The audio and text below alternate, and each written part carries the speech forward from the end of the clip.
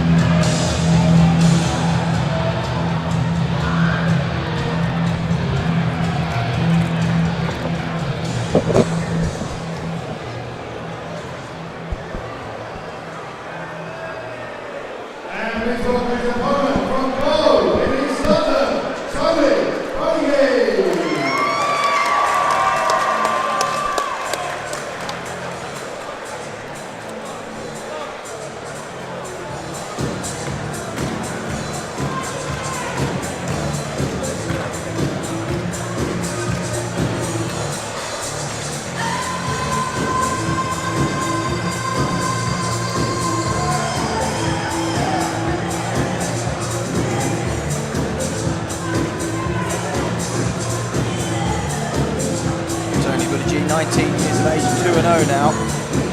Put on a really nice display last time out here at York Hall against Yadila Gassemi over 4 3-minute rounds, and still a long way off being as strong as he'll eventually be. Technically looks very, very good indeed. Once that power starts to come in a couple of years, it really could be one to watch.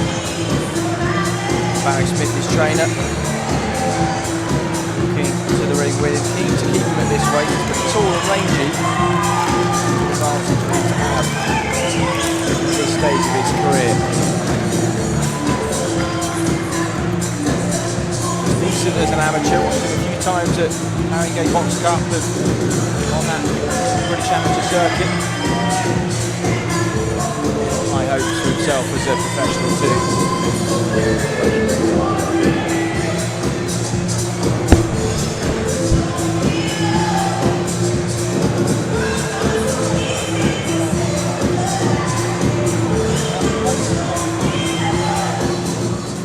There we go, we're all ready for action.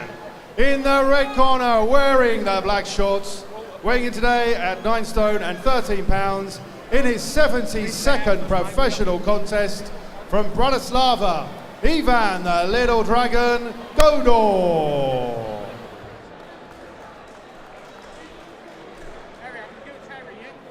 And his opponent across the ring in the blue corner, wearing the blue and yellow fluorescent shorts, weighing in today at 10 stone, 3 pounds and 3/4 of an ounce, hailing from Bow, with a record of 2 victories from 2 professional contests, Tony the Governor Buttigieg.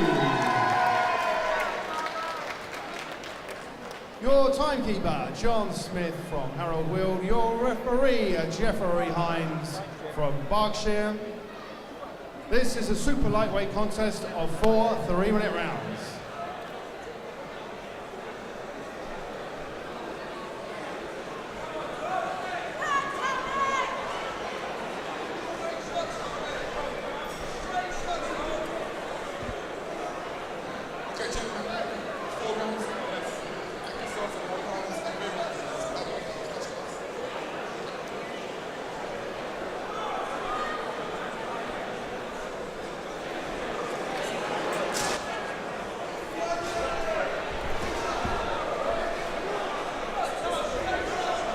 Round 1.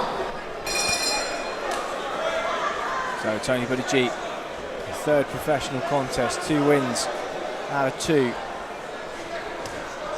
The young man from Bow, slick, tall operator,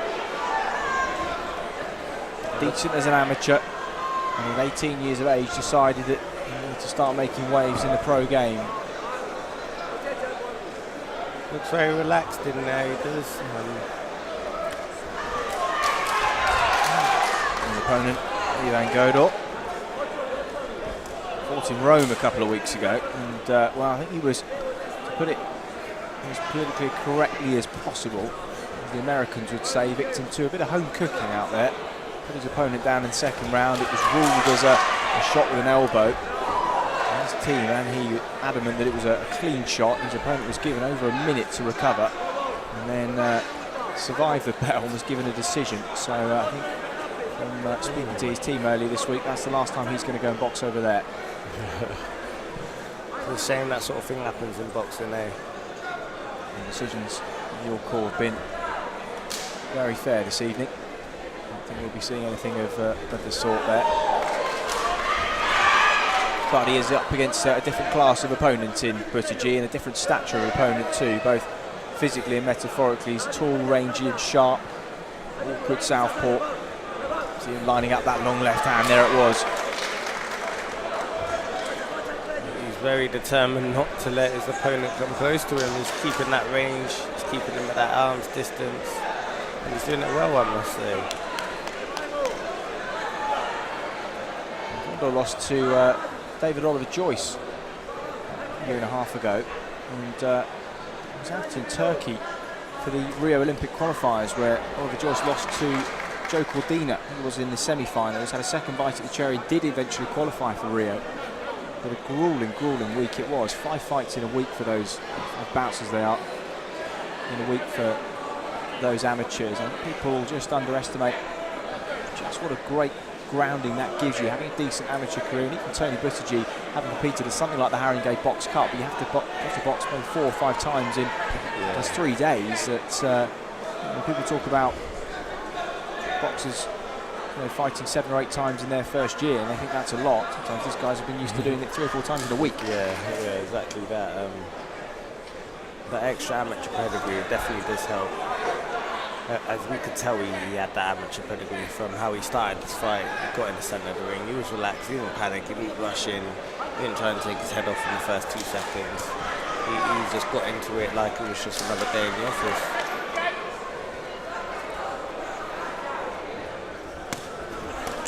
Against Chakri Jadila Gassemi last time out, and he boxed the ears off him. Gassemi was trying to make a point that he didn't feel the power of Buttigieg, and that there was no pop behind his shots. But at 18 or 19 years of age as he is now, I think that's all to come for him.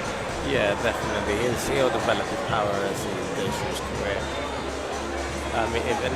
If he knows, when your power is not there. So his team probably know that already, so they're probably making steps to working on that as well. I haven't seen nothing that looked very hard in that first opening round. Just keeping his distance, he's landing his shots, so he hasn't really got tagged with nothing silly, has he? Trainer Barry Smith is looking reasonably happy. So gives us a smile and a nod. Gives us a side. He's pretty relaxed. Yeah, he's talking to me about my dab. He just done the dab back. So he's very relaxed in there. Hopefully he finishes him off, and we might be lucky enough to see a dab tonight.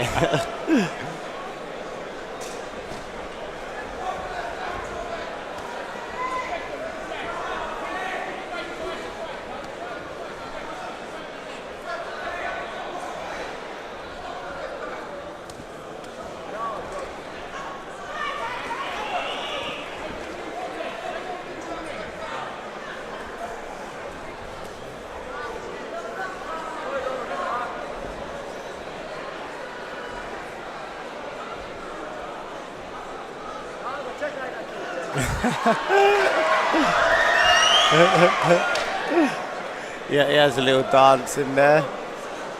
Well, as fun as it is for the crowd, there's a kind of wry smile of appreciation for the referee. He's got a job to do in there. Yeah, he's an entertainer, clearly, and I have to say boxing needs that. Entertaining sport.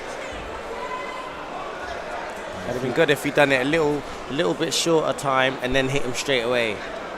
He almost burst into the full Macarena then, didn't he? Yeah. It was almost slightly bewildering that Godor didn't pounce on the opportunity to try and take advantage. He sort of stood and watched, almost bemused as the rest of us. Yeah, exactly that. And that's where we want the fighters, where they come to win, because that's the only time you can learn No one's going to sit there and let someone dance in front of him. Especially now, he should be annoyed at the fact that he done that.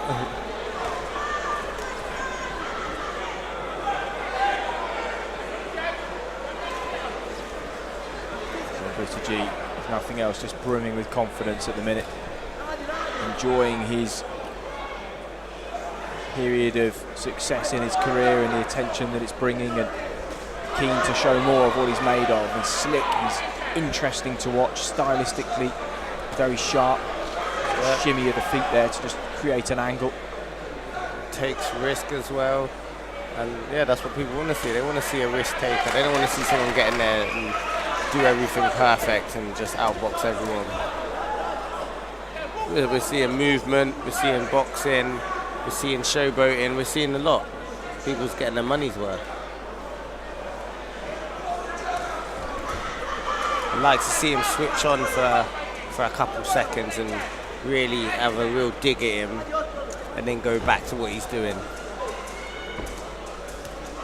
And the sharpness and the flamboyance, you're right, are all very well, but actually try and put a bit of substance behind it too. Try and show the crowd here what he's made of, because these people have come out to see him and he's just starting to become one of those names. It's on the periphery of people's consciousness, especially boxing fans, hearing the name Tony Buttigieg. It's a slightly unusual surname as well, and I think people are just beginning to sit up and take notice of this young man. And of course, his opportunities to show what he can do are these opportunities here. So second round down for Tony Buttigieg as he goes back to his corner.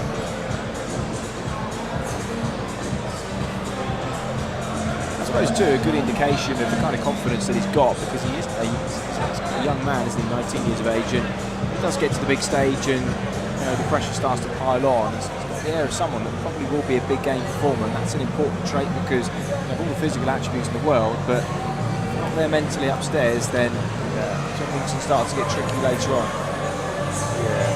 He's very relaxed, he seems very confident, and I think people disregard how important confidence is in this sport.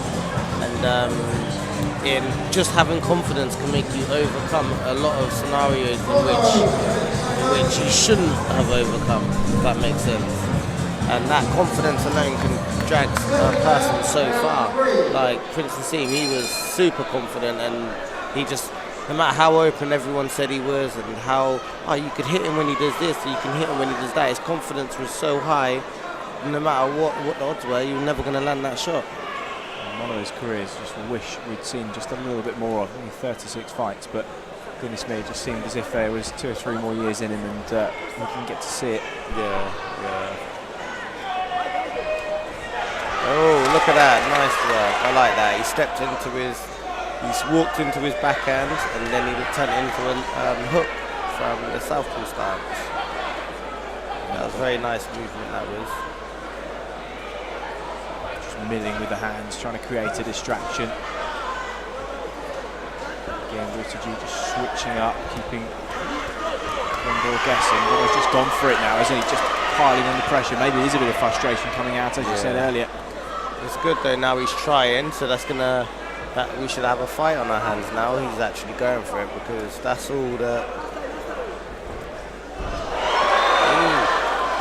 It looks like it was a push. Buttigieg professing to the referee that it is a push.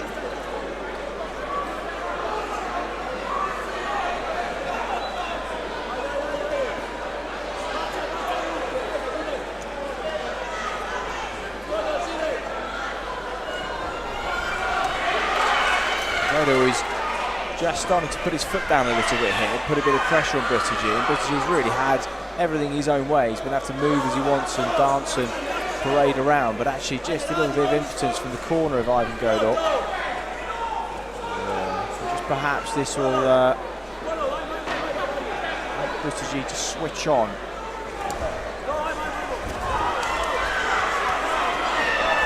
Tell you what, Tony's going to like this now. He's coming at him, because he's going to have more chance to attack him on counters.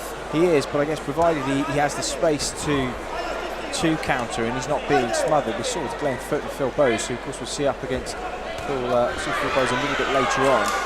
He wasn't given any space to work in that English title contest a few months ago, and it really did spoil all of his work, and just the sense that maybe the power for Buttigieg isn't as it might be a bit later in his career. That might give Godor a few opportunities to get a bit closer and to put that pressure on Buttigieg and to make him look bad.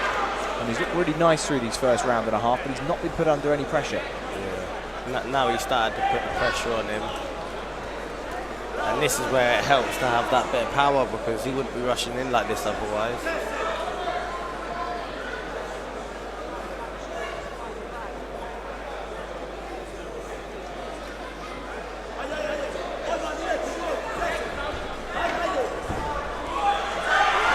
Now Buttigieg is forced to stand and trade a little bit, now starting to move away, but he's being hunted and given less space to move and work. Still raises his hands at the end of the round, but well, just a little lesson for him there, I think. Yeah.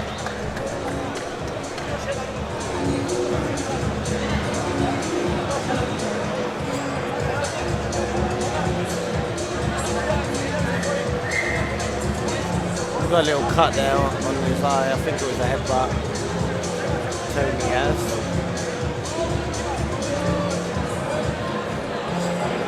He took him by surprise a little bit the last round. Seemed to think he was in cruise control there, and just a little wake-up call for him, and we'll see him just pick up the gears in the next round.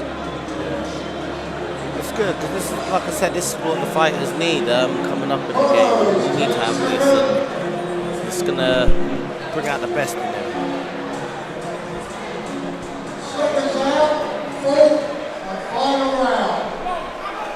Last round, have another good performance, hopefully. Charles Osgood, who's in the same gym as Tony Buttigieg, did stop Ivan Godor last November. It was perhaps a little bit early, and Godor is a character himself. We talked about Buttigieg's kind of showboating, but Ivan Godor there, who's put down, he was up, and I think the referee waved it off a little bit prematurely, because he did the praying mantis to prove that he still had his balance and his wherewithal. His trainer Robert Kuskovic just describes him as a crazy man with a big heart. Willing himself forwards here.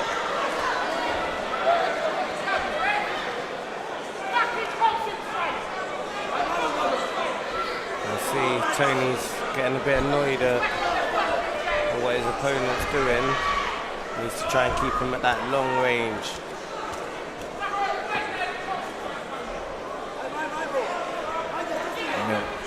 Buttigieg rather, with the hands down. The governor on his shorts.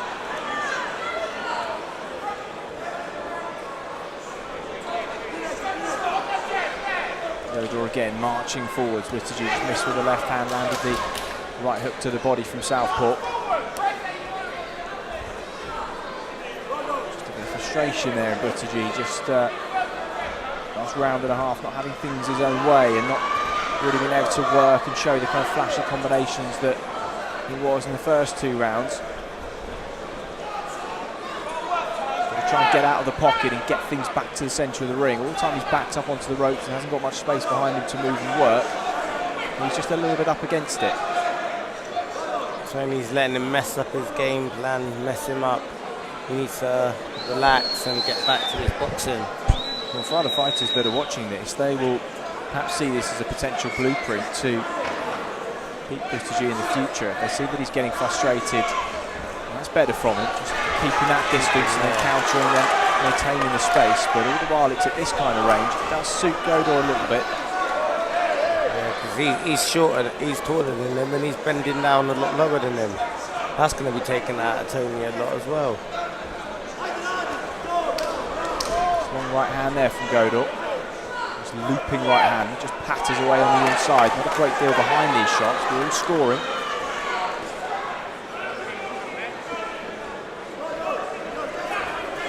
Tony needs to find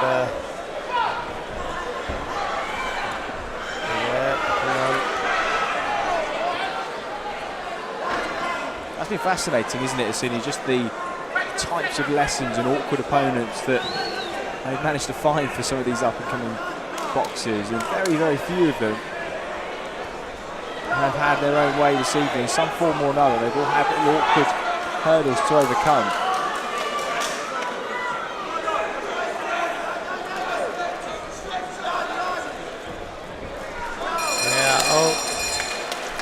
that's the end of it. I could give that last round to the away fighter there. He brought the fight to him, didn't stop working.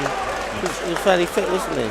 He was. You just wonder though whether Ivan Godor started a little bit earlier, whether they were really giving Buttigieg some problems from the off. He just started a bit slower and I think allowed Buttigieg to have everything his own way for the first couple of rounds. And maybe if Buttigieg does get it on the scorecards, then that would have been maybe a missed opportunity for Godor there. Yeah, 100%. I'd say the same thing. Had he started a bit longer, but then I think Tony might have, his fitness started to show a little bit in the last round especially, so maybe he just couldn't keep up the pressure once his fitness started to go. It could have been a good game plan for the away fighter there.